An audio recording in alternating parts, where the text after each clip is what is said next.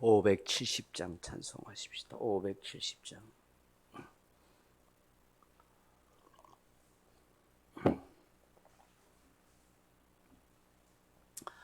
찬송가 570장입니다. 주는 나를 기르시는 목자요, 나는 주님의 귀한 어린 양. 푸른 풀밭 맑은 시내 물가로 나를 늘 인도하여 주신다. 주는 나의 좋은 목자, 나는 그의 어린 양. 저를 따라 꼴을 먹여주시니 내게 부족함 전혀 없어라. 예쁜 새들 노래하는 아침과 노을 비끼는 고운 항원에 사랑하는 나의 목자 음성이 나를 언제나 불러주신다. 주는 나의 좋은 목자, 나는 그의 어린 양. 저를 따라 꼴을 먹여주시니 내게 부족함 전혀 없어라. 못된 짐승 나를 해치 못하고 거친 비바람 성치 못하리. 나의 주님 강한 손을 펼치사 나를 주야로 지켜주신다. 주는 나의 좋은 목자, 나는 그의 어린 양. 저를 따라 꼴을 먹여주시니 내게 부족함 전혀 없어라. 아멘. 하나님 말씀 사도행전 22장 22절에서 33절 말씀까지 같이 읽겠습니다. 사도행전 22장 22절에서 30절까지입니다. 이 말하는 것까지 그들이 듣다가 소리질러 이르되 이러한 자는 세상에서 없애버리자 살려둘 자가 아니라 하여 떠들며 옷을 벗어 던지고 티끌을 공중에 날리니 천부장이 바울을 영내로 데려가라 명하고 그들이 무슨 일로 그에 대하여 떠드는지 알고자 하여 채찍질하며 신문하라 한데 가죽줄로 바울을 매니 바울이 곁에 서 있는 백부장들어 이르되 너희가 로마 시민된 자를 죄도 정하지 아니하고 채찍질할 수 있느냐 하니 백부장이 듣고 가서 천부장에게 전하여 이르되 어찌하려 하느냐 이는 로마 시민이라 하니 천부장이 와서 바울에게 말하되 내가 로마 시민이냐 내게 말하라 이르되 그러하다. 천부장이 대답하되 나는 돈을 많이 들여 이 시민권을 얻었노라. 바울이 이르되 나는 나면서부터라 하니 신문하려던 사람들이 곧 그에게로서 물러가고 천부장도 그가 로마 시민인 줄 알고 또 결박한 것 때문에 두려워하니라. 이튿날 천부장은 유대인이 무슨 일로 그를 고발하는지 진상을 알고자 하여 그 결박을 풀고 명하여 제사장들과 온 공회를 모으고 바울을 데리고 내려가서 그들 앞에 세우니라. 아멘. 사랑하는 성도 여러분, 사람이 살아가면서 필요한 것이 정말 많습니다. 그 중에 정말 꼭 필요한 것이 있습니다. 그것은 눈에 보이는 것이 아닙니다. 손으로 만져지는 것도 아닙니다. 그렇다고 물질이나 어떤 사람도 아닙니다. 무엇일까요? 바로 지혜입니다. 지혜. 사람이 살면서 지혜가 얼마나 중요한지는 여러분이 다 알 것입니다. 지혜는 많이 배운 사람에게만 있는 것 아닙니다. 배우지 못한 사람도 얼마든지 지혜를 가질 수 있습니다. 삶에서 터득한 깨달음이 곧 지혜가 되기 때문입니다.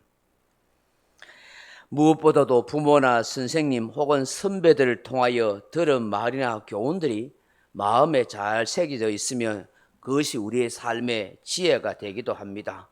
무엇보다도 성경 말씀은 우리에게 정말 지혜를 주시는 귀한 말씀인 줄로 믿습니다. 성경은 지혜에 대하여 얼마나 많은 말씀 우리에게 강조하고 또 강조하여 말씀하는지 모릅니다. 절체절명의 순간에 정말 지혜가 필요하고 절실하다는 것은 저도 여러분도 다 느끼고 사는 것입니다. 사람들은 지혜가 없어서 무지함으로 어려움을 당하고 실패를 경험할 때가 많은 것입니다. 지혜가 있으면 위험한 일도 극복하고 어려움도 이겨내고 실패할 것도 성공으로 바꿀 수 있는 그런 능력이 되는 게 바로 지혜이기 때문입니다. 우리 인생의 지혜는 어디에서 얻을 수 있을까요? 시편 111편 10절에 보면 여호와를 경외함이 지혜의 근본이라 그의 계명을 지키는 자는 다 훌륭한 지각을 가진 자이니 여호와를 찬양함이 계속 되리로다. 그렇게 말합니다. 잠언 1장 7절에 여호와를 경외하는 것이 지식의 근본이거늘 미련한 자는 지혜와 훈계를 멸시하느니라고 말씀합니다.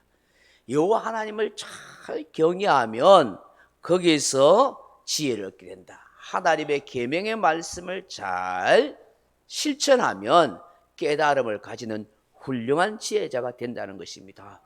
그래서 여러분 교회를 열심히 다니고 성경 많이 읽은 사람은요, 가방끈이 짧고 학벌이 모자라도 똑똑하고 지혜로운 사람 되는 거예요. 저 사람은 배운 게 없는데 좀 무식해 보이는데 왜 저래 말도 잘할고 왜 저래 좀 똑똑하고 참 행동을 지혜롭게 한다. 그 왜 그래요?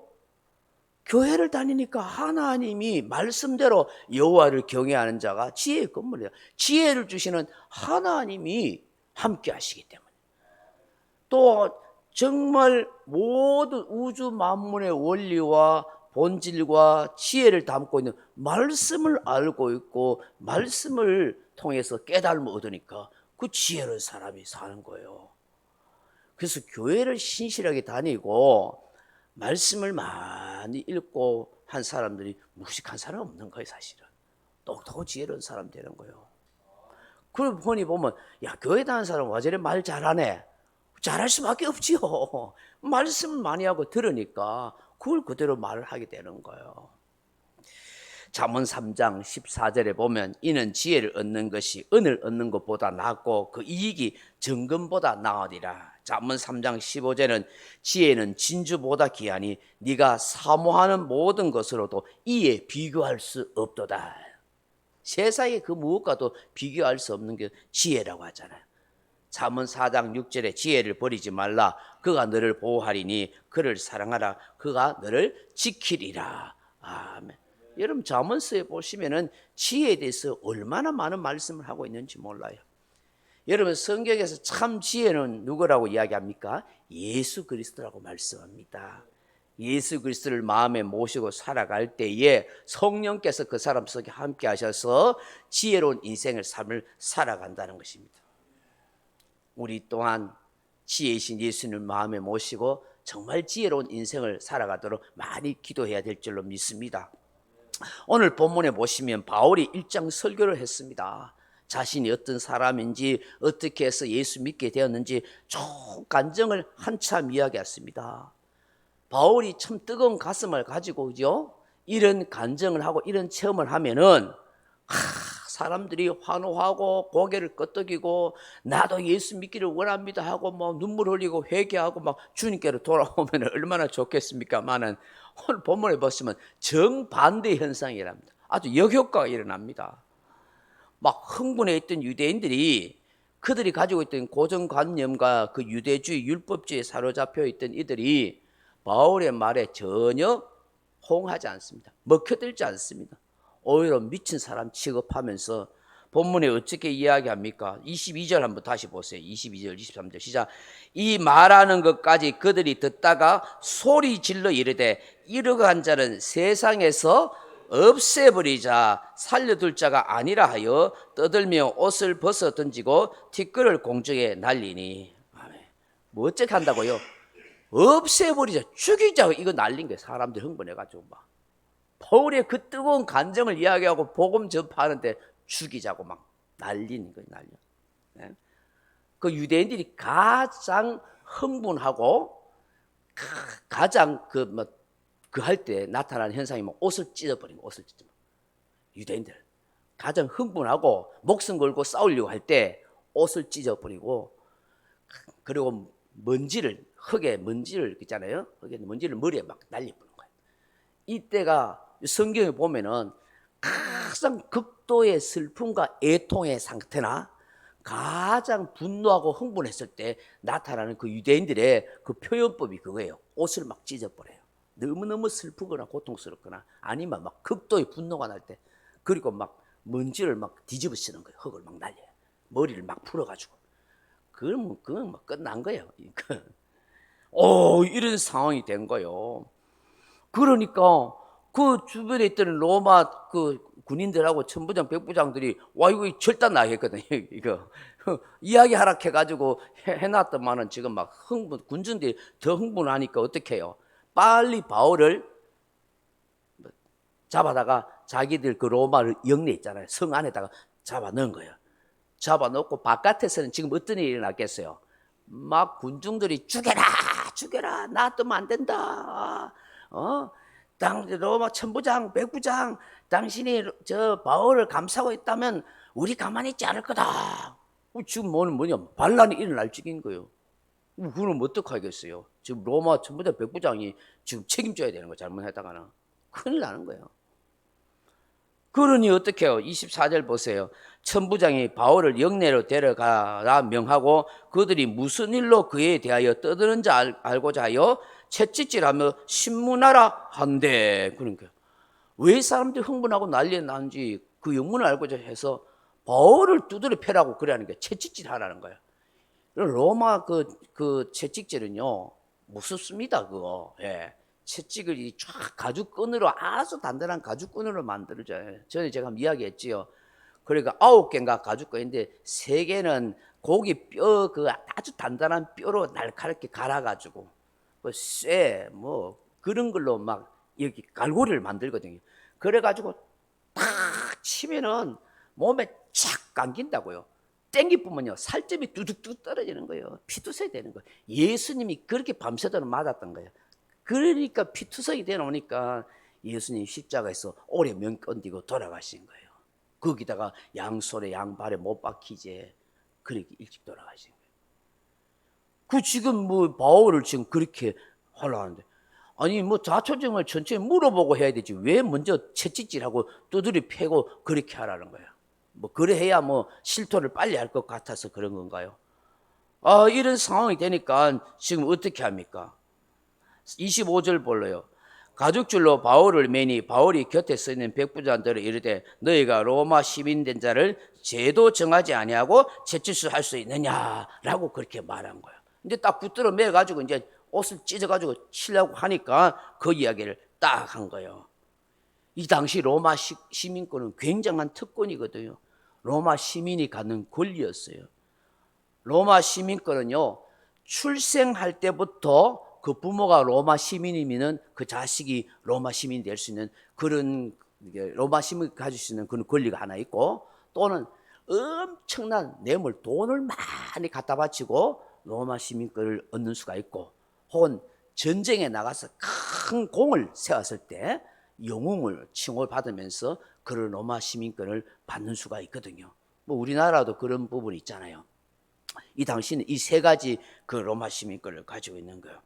그리고 로마 시민권은 함부로 재판을 받지 못하고, 재판 안 받고 사람을 때리거나 채찍질하거나 감옥에 가두면 큰일 나요. 그런 로마 법이 있었어요. 그런데 이 바울이 그 순간에 딱 내 로마 시민인데 니 왜 재판도 받지 않고 무저 채찍질하고 뜯어 패려고 이렇게 하느냐 하고 그 백부장에게 그런 얘기한 거예요. 그 얘기를 들었던 백부장이 아차차 싶어가지고 천부장에게 쫓아간 거예요. 백부장은 지금 군대로 말하면 한 중대장급 되고, 천부장은 막 연대장이나 한 사단장쯤 되는 거예요. 그러니까 쫓아가가지고 보고를 한 거예요. 천부장님, 지금 저 소유를 일으키는 저 사람이요, 바울이란 저 사람이요, 로마 시민권 가진 사람이랍니다. 그냥 큰일 나겠는데요. 뭐야? 그래? 그 쫓아간 거야, 로마 천부장이.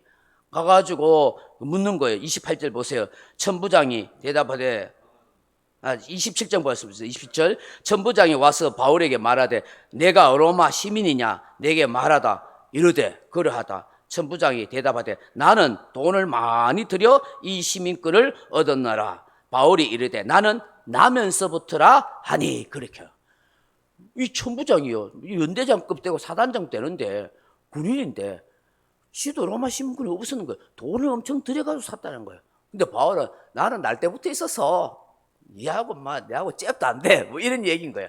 그러니까 천부장이 깜짝 놀라가지고 아이고 이 큰일 나구나. 이랬다면 큰일 나겠다 싶은 거예요. 29절 보세요. 신문하려던 사람들이 곧 그에게서 물러가고 천부장도 그가 로마 시민인 줄 알고 또 그 결박한 것 때문에 두려워하니라. 아멘.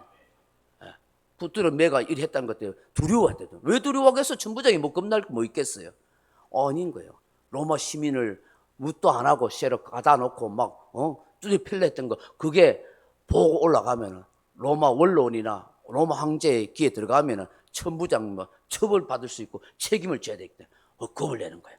그래가지고 어떻게 해요? 30절에 이튿날 천부장은 유대인들이 무슨 일로 그를 고발하는지 진상을 알고자 하여 그 결박을 풀고 명하여 제사장들과 온 공회를 모으고 바울을 데리고 내려가서 그들 앞에 세우니라. 아멘.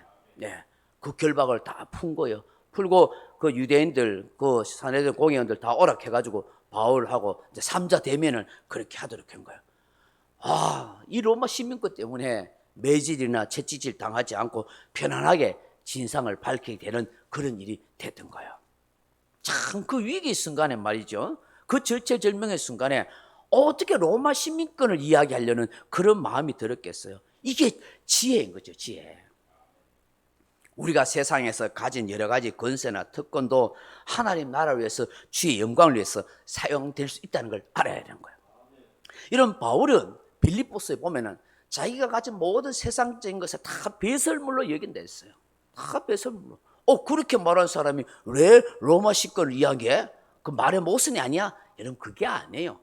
바울은 주님의 나라를 위해서 하나님 영광을 위해서 이 세상에 있는 모든 부와 건세와 명예를 거기에 집착하며 살지 않겠다 그 얘기죠. 네. 태어나면서부터 로마 시권을 가졌는데 그건 내가 스스로 포기할 필요는 없는 거예요. 원래 주어진 거, 그죠? 바울은 주님의 나라를 위해서 복음을 위해서 자기가 가진 세상적인 권력이든 특권이 있든 물질이든 주님 영광을 위해서 사용하겠다 그 얘기죠. 네. 오늘 이 새벽에 우리가 이 말씀을 묵상하면서 기도해야 되는 거예요. 주님 어떤 순간이든지 어떤 환경 앞에든지 주님 늘 지혜롭게 말하고 행동하고 살게 하소서. 바울이 이 위기의 순간에 보통 사람 같으면 막 당황해가지고 뭐 아무 생각도 안 날 수도 있잖아요. 그러고 막 띠들이 맞고 억울해할 수도 있고요. 막 화를 낼 수도 있고 그런데 그렇게 생각할 수 있고 지혜가 딱 그런 걸 말할 수 있는 건 지혜인 것이죠. 그래서 우리가 기도해야 되는 거예요. 어떤 상황과 순간 속에서도 하나님 지혜를 가지게 하옵소서. 위기나 어려운 일 닥칠 때 두려워하지 않고 이 지혜로 모든 일을 잘 극복할 수 있도록 하나님 도와주옵소서. 그렇게 기도하는 저와 여러분 되길 주님의 이름으로 축원합니다. 각자 기도하시다 돌아가시기 바랍니다.